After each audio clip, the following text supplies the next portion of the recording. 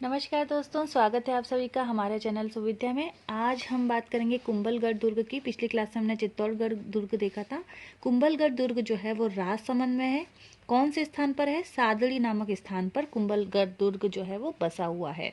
अब हम किसी भी दुर्ग की जब जानकारी लेते हैं तो सबसे पहले हम उसकी श्रेणी देखते हैं। हमने बात करी थी श्रेणियों की कि अगर हम शुक्र नीति के आधार पर देखें तो श्रेणियां 9 प्रकार की होती हैं। तो कुंभलगढ़ में गढ़ जो है वहां पर 3 मुख्य श्रेणियां हैं। एक तो गिरी श्रेणी। गिरी श्रेणी क्यों कहा गया है? क्योंकि एक पर्वत पर स्थित है। कौन सी पहाड़ी पर स्थित है कुंभलगढ़ दुर्ग? जरगा पहाड़ी पर स्थित है। इसी के अलावा इसे एरण श्रेणी का भी माना जाता है। एरण का मतलब क्या होता है? ऐसा दुर्ग जिसका रास्ता बहुत दुर्गम हो, बहुत कठिन हो, उसे एरण दुर्ग कहा जाता है। तो ये एरण श्रेणी में भी आता है। इसी के अलावा ये पारिद दुर्ग भी कहा जाता है। पारिद दुर्ग क्यों कहा जाता है? इस श्रेणी में लेने का कारण यह है कि इस दुर्ग के चारों ओर 36 किलोमीटर तो लंबी और 8 मीटर चौड़ा इसके चारों ओर परकोटा बना हुआ है। तो 3 श्रेणियों का हो गया। जरगा पहाड़ी के आसपास होने के कारण ये गिरी दुर्ग है। एरण क्योंकि बहुत दुर्गम रास्ता है, और पारिद यानी चारों ओर एक परिधि, एक परकोटा बना हुआ है। कुंभलगढ़ दुर्ग का निर्माण किसने करवाया? संप्रति मौर्य के द्वारा इसका निर्माण करवाया गया।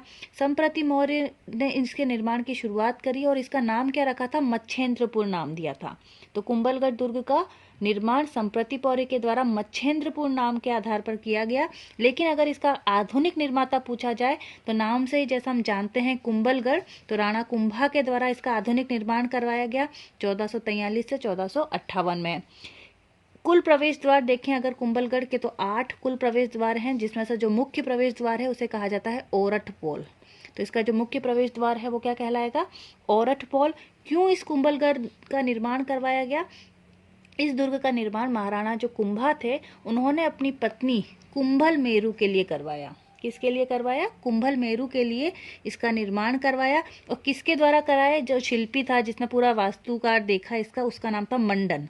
तो मंडन ने कुंभलगढ़ दुर्ग का शिल्पी रहे हैं, वास्तुकार रहे हैं। क्यों करवाया? कुंभल मेरू जो कि राणा कुंभा की पत्नी थी उनके लिए इसका निर्माण करवाया गया।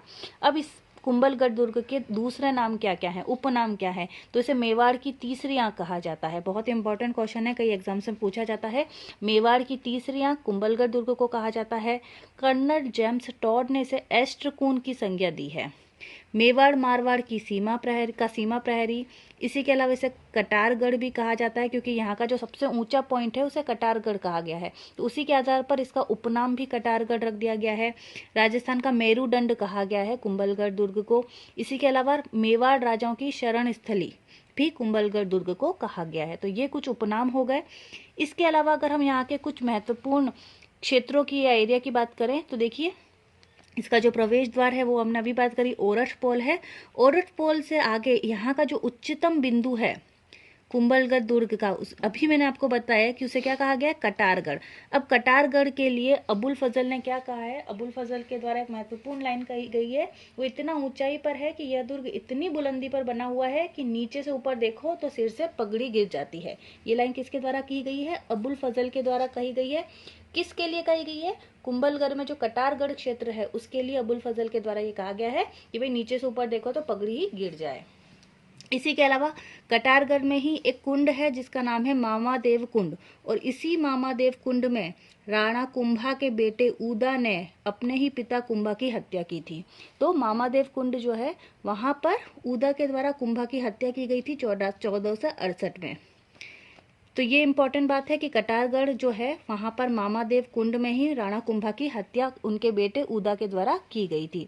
इसी के अलावा अंदर जाने पर यहाँ पर आपको एक बादल महल दिखेगा। बादल महल को 2 भागों में बांटा गया, लेडीज के लिए जनाना कक्ष और जेंट्स के लिए मर्दाना कक्ष।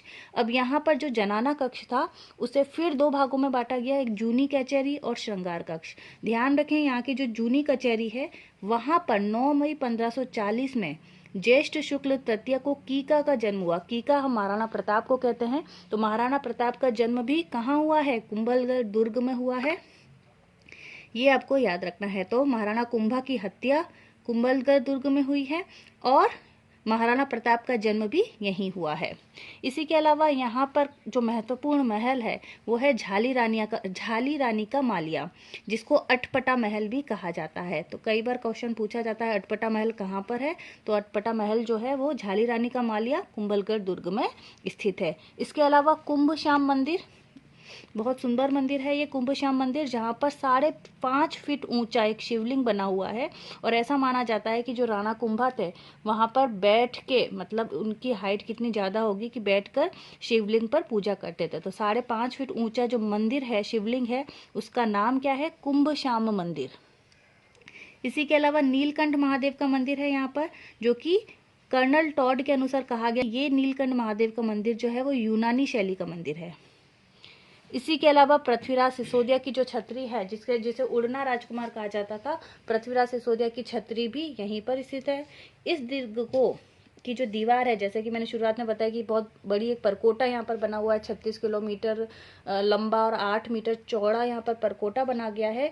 तो ये जो दीवार है वो भारत की एक महान दीवार है, मतलब दूसरे नंबर की सबसे महान दीवार कह सकते हैं। पहले नंबर की जो दीवार हम चाइना की दीवार को कहते हैं, दूसरे नंबर की जो महान दीवार है वो कुंभलगढ़ दुर्ग की जो परकोटा है या परिधि है, उस दीवार को महान दीवार के नाम से जाना जाता है। तो ये आज की क्लास में हमने बात की कुंभलगढ़ दुर्ग की।